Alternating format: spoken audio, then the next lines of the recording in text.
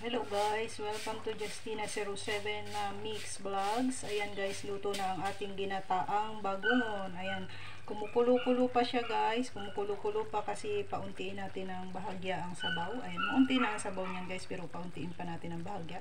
Yan, ilagyan natin ng siling Habana green and siling red. So ayan, ay luto na guys. And ito guys yung kanyang hitsura. Ayan. Kapag nasisip-sip na, ayan yung kanyang ano guys, laman.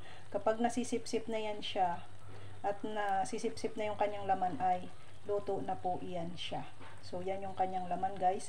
Masarap at malasa po itong suso na ito, kaya marami ang may gusto dito. And shout out sa mga kumakain ng ganito. Ayan guys, shout out sa mga kumakain ito. Ayan, mga hindi maaarte ang kumakain ito guys. Mga hindi maaarte, apakasarap po ng suso na ito guys. Shout out sa inyo dyan. Madam Melody Aba ng iyong paboritong suso. Ayan, nagluto ako kasi request ng iyong Sisi Marichan. Shout out sa mga kumakain ng bagungon dyan.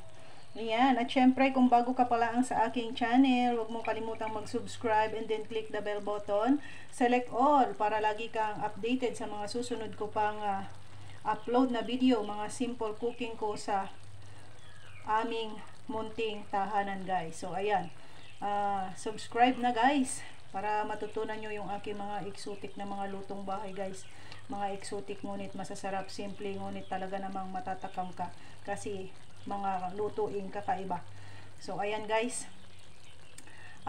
thank you to all my dear subscribers, viewers, silent viewers, sharers, and likers, their members and super chatters, and syempre sa ating